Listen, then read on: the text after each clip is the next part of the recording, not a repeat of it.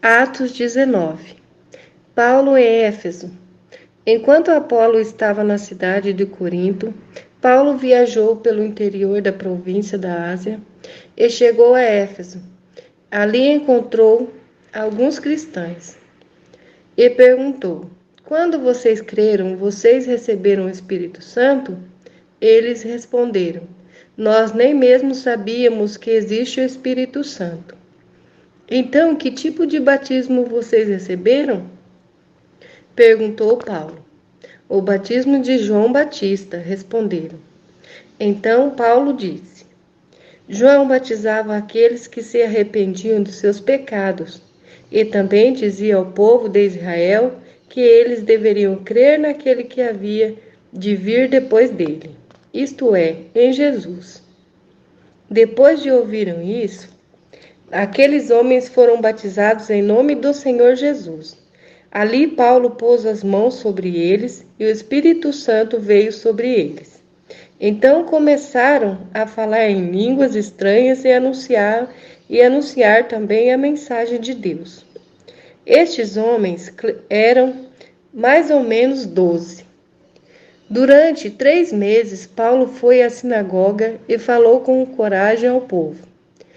Ele conversava com eles e tentava convencê-los a respeito do reino de Deus.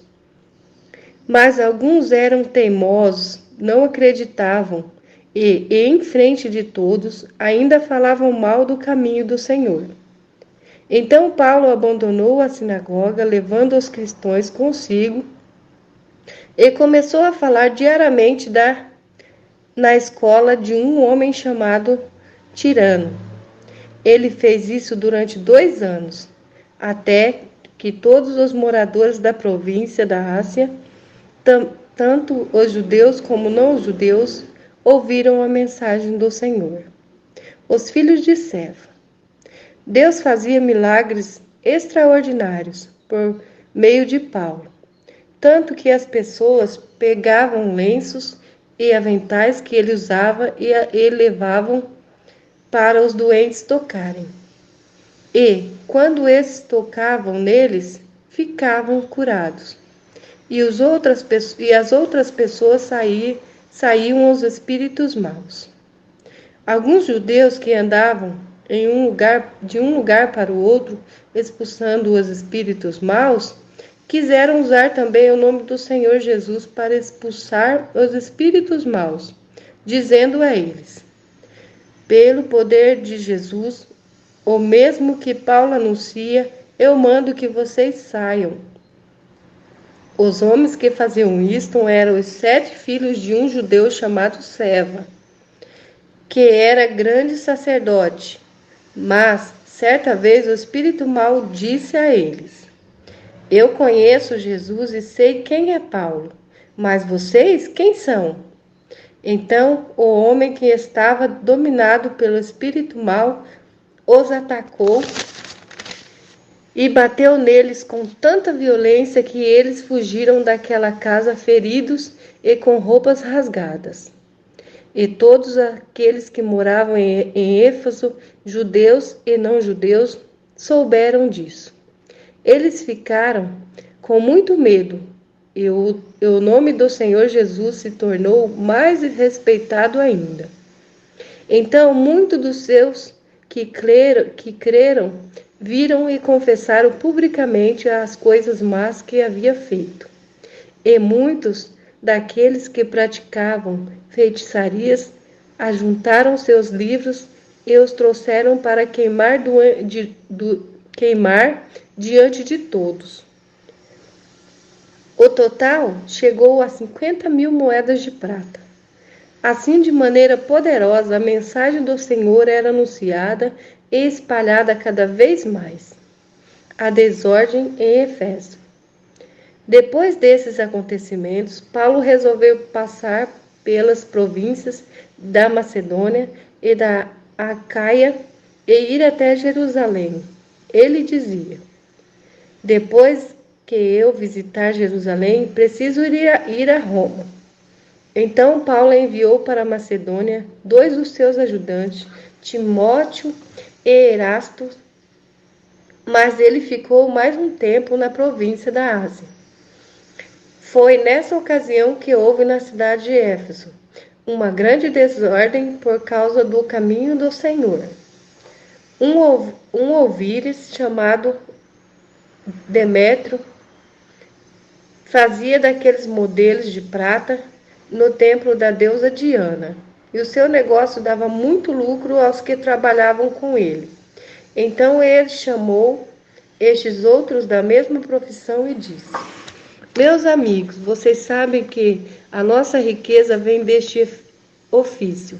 Vocês mesmos podem ver e ouvir que esse tal Paulo está fazendo. Ele afirma que os deuses feitos por mãos humanos não são deuses de verdade. E está conseguindo convencer muita gente, tanto daqui como de quase toda a província da Ásia. Assim, nós estamos correndo o perigo de ver o povo rejeitar o nosso negócio. E não é só isso. Existe o perigo do templo da grande deusa Diana não ficar valendo mais nada, e também de ser destruída da grandeza dessa deusa adorada por todos na Ásia do mundo inteiro e no mundo inteiro. Quando a multidão ouviu isso, ficou furiosa e começou a gritar: Viva Deus! Viva a grande Diana de Éfeso! E a confusão se espalhou por toda a cidade. A multidão agarrou Gaio e Aristarco, dois macedônios que viajavam com Paulo, e arrastou-o até o teatro. Paulo ali queria falar sobre o povo, mas os irmãos não deixavam.